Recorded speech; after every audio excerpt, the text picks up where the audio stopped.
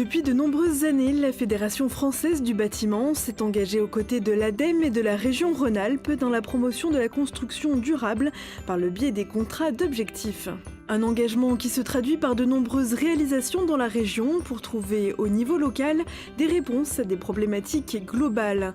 En région Rhône-Alpes, il existe de multiples actions accompagnées par la FFB en faveur des économies d'énergie, de la gestion des chantiers, de construction exemplaire ou encore du recyclage des déchets de construction. Pour agir en faveur des économies d'énergie, l'isolation thermique est un aspect incontournable de la construction. Dans le Rhône, l'entreprise Rhône Toiture a signé il y a 3 ans la charte Bâtir avec l'environnement avant d'être labellisée pro de la performance énergétique.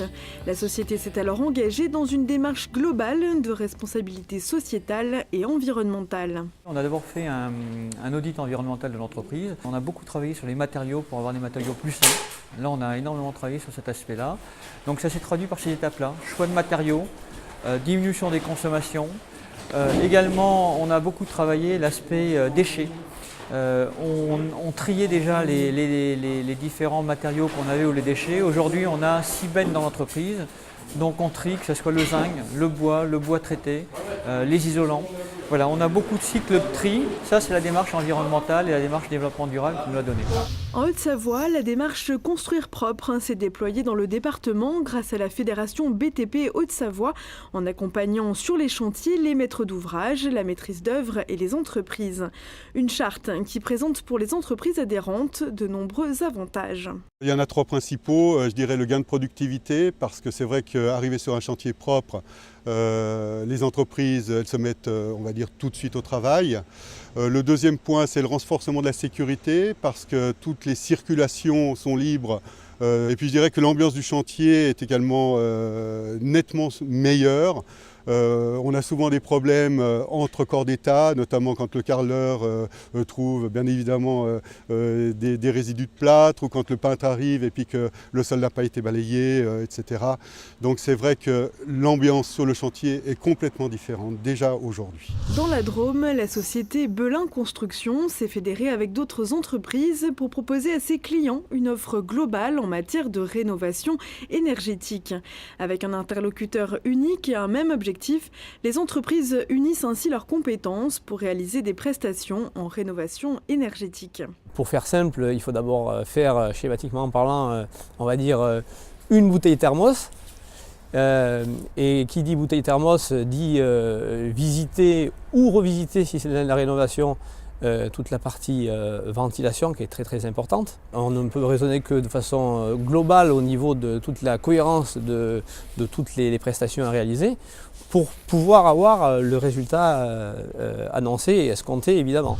En Isère, la fédération BTP Isère s'est engagée dès 2007 auprès des partenaires de la ville de Grenoble pour accompagner les entreprises dans la construction de bâtiments BBC. Une opération exemplaire de formation sur les chantiers a ainsi été mise en place en partenariat avec l'Agence locale de l'énergie et l'ADEME. Nous avons été sollicités, comme sur tout dossier, par un maître d'ouvrage via un maître d'œuvre pour répondre à un bâtiment qui s'appelle Henri IV. Ce bâtiment avait, comme tous les bâtiments sur la zone, la nécessité d'être isolé par l'extérieur. On n'avait pas moins de 3 finitions différentes en isolation, de la pierre de basalte, dite pierre de Chine, du polystyrène mais quand même en 200 mm d'épaisseur avec une finition qu'on appelle enduit main sur isolant, et le dernier étage en bardage cassette aluminium, là aussi avec un isolant derrière. Dans la Loire, à Saint-Étienne, c'est un immeuble du centre-ville qui a été entièrement réhabilité. Une opération lourde de rénovation BBC qui a réussi grâce à la préparation préalable du chantier entre le maître d'ouvrage, la fédération BTP de la Loire, l'Agence de l'énergie et l'adaptation des entreprises qui sont intervenues sur ce chantier. Grâce à la fédération du bâtiment, on a pu former nos salariés aux diverses techniques du BBC. Je parlerai aussi de l'EPA, grâce à qui on a pu réaliser ce chantier. On a travaillé en coordination avec l'ensemble des corps de métier et avec le maître d'œuvre pour régler justement tous ces problèmes techniques qui nous sont apparus en cours de chantier en fait.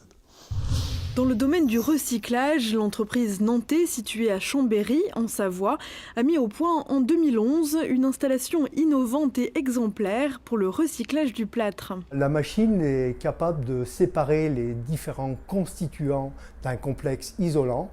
Et d'un côté, on va sortir le gypse qui va être recyclé comme matière première secondaire pour les fabricants de plâtre. D'un autre côté, on va ressortir du papier qui va servir de matière première secondaire pour les papetiers. On a des rendements de l'ordre de 92% en gypse, de 85% en papier, et il n'y a que 3% des produits rentrants qui ne sont pour l'instant pas recyclés. La matière première secondaire issue de cette machine retourne à l'usine Placoplate de Chambéry, où elle est réintroduite à hauteur de 10 à 15% pour en refaire des plaques de plâtre. Enfin, dans l'Ain, l'entrepreneur constructeur Corbioli s'est orienté depuis 2000 vers l'éco-construction en proposant notamment des maisons passives à énergie positive. Et c'est à l'occasion de la construction de ces nouveaux bureaux que l'entreprise a pu démontrer son savoir-faire en matière d'éclairage performant dans le bâtiment.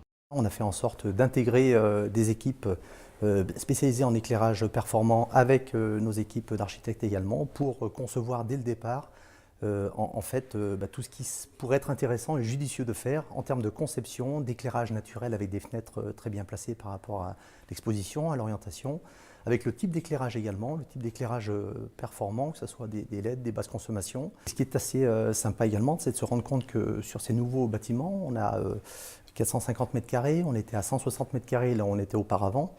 Et donc on consomme 2 fois moins d'électricité et de chauffage également, puisqu'on avait une démarche globale d'éclairage, effectivement, vous l'avez compris, performant, mais également d'anticipation sur les réglementations thermiques.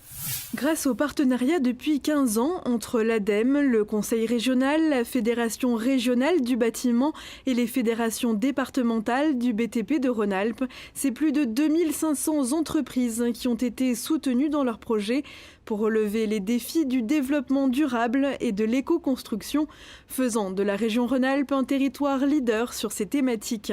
Performance énergétique dans la rénovation, réglementation thermique et étanchéité de l'air, énergie renouvelable, écoquartier, gestion et prévention des déchets du BTP, responsabilité sociétale des entreprises, éclairage performant, référentiel RGE, autant de sujets et de réalisations exemplaires que l'Éco-BTP Tour se propose de mettre en perspective et de partager à travers cette conférence départementale au plus près des territoires.